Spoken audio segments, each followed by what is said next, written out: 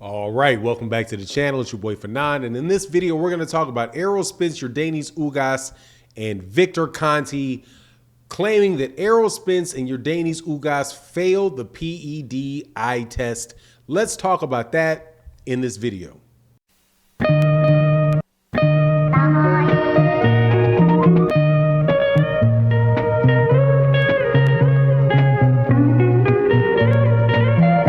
All right, welcome back to the channel. It's your boy Fanon. We're going to talk about the welterweight division, specifically Errol Spence Jr. and Yordenis Ugas. We know that they have a big fight coming up. Both guys are in training camp, looking spectacular, you know, in their training, muscular cut up, all that good old stuff that makes people think that guys are really ready to go in a fight. And as usual, people jump out there and have concerns about exactly how good Errol Spence is looking and Yordenis Ugas is looking. And this, my understanding, is Victor Conte. But before I get into the meat of the subject matter, let me welcome you back to the channel. For subscribers, longtime subscribers, recent subscribers, thank you guys so much for the support. You guys really do make the channel go. Thank you very, very much. Also, if you're not subscribed, please hit the subscribe button, hit the bell icon so you can be notified of when we release more videos. Okay, steroids in boxing. Before I get into the Errol Spence Jr. stuff and Yordenis Ugas stuff specifically, let me say first and foremost that there are more than likely a lot of fighters that we see get in the ring on a week in, week out basis that are on some form of performance enhancing drugs. I think that it is something that is rampant in sports, rampant in boxing specifically. And the people that are involved in that are doing that are flat out cheaters. In my opinion, if you get tested positive for performance enhancing drugs and you fail your test, then you should definitely have to deal with the consequences of that, which are fines, suspensions, what have you, right? Not a supporter of it, not defending people, not interested in defending people that get caught for it. However, I will say that until somebody actually gets caught doing it, it's very, very hard and unfair to be throwing accusations at guys that have not been caught, that get tested on a regular basis. Now, my understanding is that Victor Conte is saying that he is worried that there isn't testing, that there isn't VADA testing for Errol Spence Jr. and Yordenis Ugas. This is also echoing something that Jermell Charlo had said about his fight with Brian Castano, and how the last fight that the testing was suspect, that he thought the testing in the last fight was suspect, and he was making sure that there was going to be that he was going to request and make sure that there was a good amount of testing, or significant, or what do you call it, sufficient, sorry about that, sufficient testing for him when he fights Brian Castano.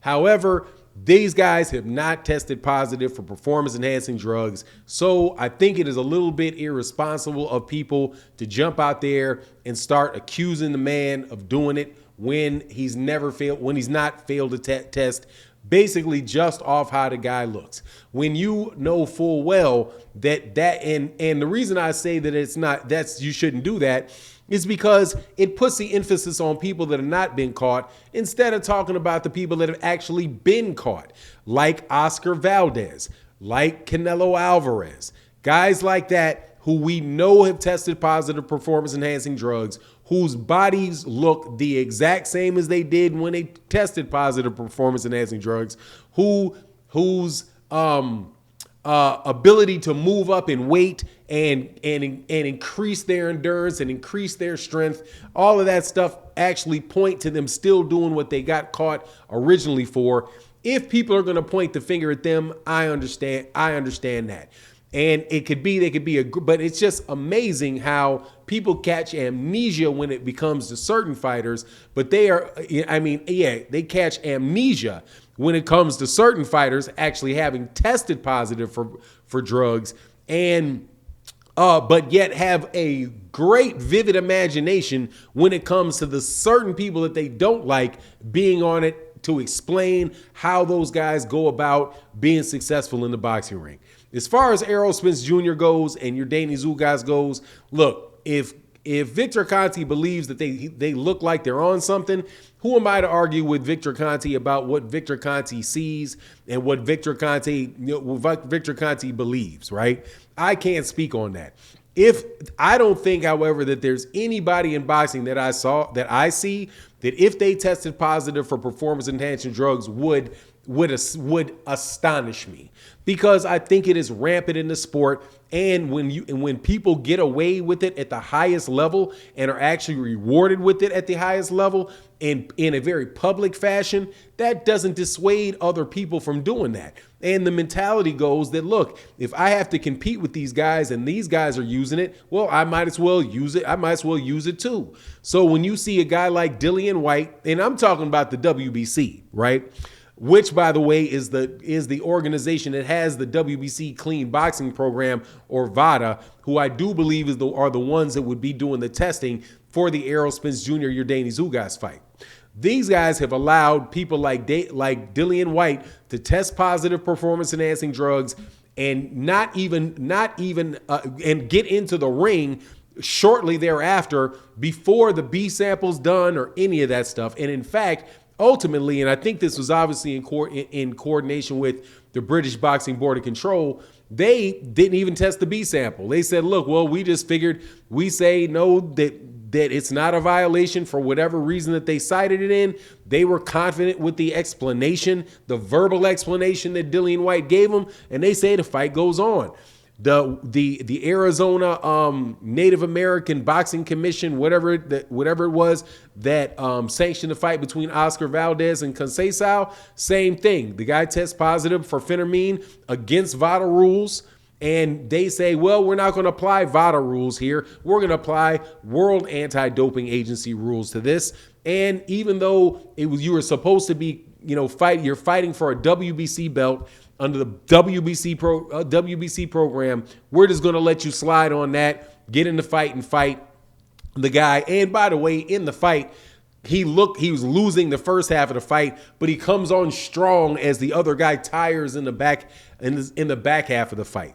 Just Canelo Alvarez testing positive for Cumbuterol and them turning around and pretty much just forgiving. The WBC didn't even suspend him. The Nevada State Athletic Commission suspended him for 6 months. WBC didn't do anything other than jump out there and say what a great supporter of them they are. There was also another time when the WBC basically let Alexander Povetkin off the hook and cost Deontay Wilder millions of dollars because they said, well, we're not sure if he really tested positive for nandrolone. It wasn't nandrolone. It was for meldonium. I think it was like meldonium. Whatever it was, the same performance enhancing drug that Maria Sharapova got caught with. But what happened was that when he took it, it wasn't on the list when he was taking it.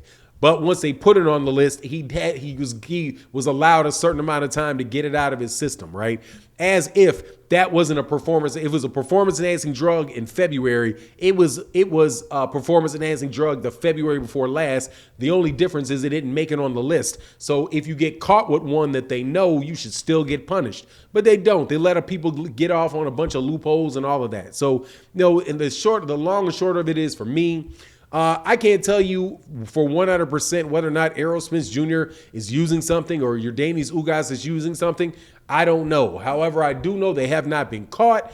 And it seems to me that if people are going to have conversations about people performance-enhancing drugs, it would be better to have it about people that have actually tested positive, but yet still are getting in the ring and as in fighting the same way they were when they tested positive, but for the performance enhancing drugs, as if the performance enhancing drugs didn't do anything for them at all. When more than likely they either getting away with the new dosage that the WBC allows them to get on, or found some other drug that's not on the list to, and going about doing it another way. But anyway, that's my take on the situation. You let me know what you think in the comment section. And with that, I'm out.